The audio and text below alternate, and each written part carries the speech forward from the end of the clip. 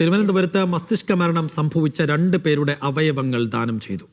അതിലേറ്റവും പ്രധാനമായി എടുത്തു പറയേണ്ടത് 8 വയസ്സുകാരൻ ദേവപ്രയാഗ്, ജവഹർ നഗർ സ്വദേശി ദിവാകർ എസ് രാജേഷ് എന്നിവരുടെ അവയവങ്ങളാണ് ദാനം ചെയ്തത്. ദേവപ്രയാഗിന്റെ അവയവങ്ങളിലൂടെ 7 പേർക്കാണ് പുതുജീവനേകുക.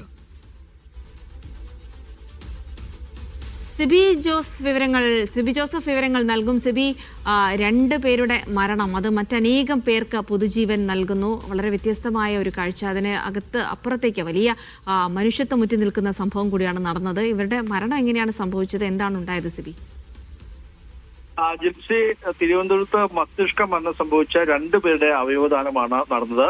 8 വയസ്സുകാരനായ ദേവപ്രയാഗ്, 53കാരനായ ദിവാകർ എസ് രാജേഷ് എന്നിവരുടെ അവയവങ്ങളാണ് 12ലധികം പേർക്ക് ഇപ്പോൾ പുതുജീവൻ നൽകുന്നത്.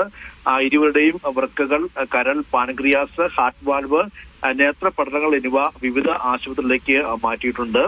പൂജപ്പുര സ്വദേശിയായ ദേവപ്രയാഗ് ഈ മാസം 15-നാണ് അച്ഛനോടൊപ്പം ശബരിമല ദർശനം കഴിഞ്ഞ് മടങ്ങുമ്പോൾ വാഹനാപകടം ഉണ്ടാവുകയും പിന്നീട് മരിക്കുകയും ചെയ്ത്.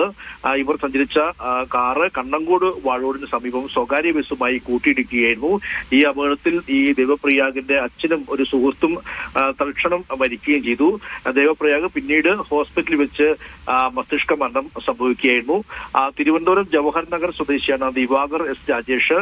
ഇയാൾക്ക് കഴിഞ്ഞ ഈ 14-ാം തീയതി രാത്രി വീട്ടിൽ വെച്ച് കുഴഞ്ഞു വീഴുകയും മസ്തിഷ്ക മരണം സംഭവിക്കുമായിരുന്നു. എന്തായാലും ഇരുവരുടെയും സംസ്കാരം ഇന്ന് നടക്കും. അവയവദാനത്തിന് തയ്യാറായ മരിച്ചവരുടെ ബന്ധുക്കൾക്ക് ആരോഗ്യമന്ത്രി വീണ ജോർജ് നന്ദി അറിയിച്ചിട്ടുണ്ട്. 12 പേർക്കാണ് ഈ 2 പേരിലൂടെ പുതുജീവൻ നൽകുന്നത്. 8 വയസ്സുകാരന്റെ ഈ അവയവങ്ങൾ 7 പേർക്കും, 53കാരന്റെ അവയവങ്ങൾ 5 പേർക്കുമായിട്ടാണ് നൽകിക്കൊണ്ട് ഒരു പുതുജീവൻ നൽകിയിരിക്കുന്നത്. ശരി, സിബി ജോസഫാണ് വിവരങ്ങൾ നൽകിയത്. സേഫ്, ഒരാളുടെ മരണം എന്ന് പറയുന്നത് അത് അങ്ങേയറ്റം വേദനാജനകമായൊരു സംഭവമാണ്. പക്ഷെ അതിനിടയിൽ കൂടി മറ്റുള്ളവരെ പരിഗണിക്കാനും അവർക്കൊരു പുതുജീവൻ നൽകാനുള്ളൊരു മനസ്സുണ്ടല്ലോ, അതുകൂടെ നമ്മൾ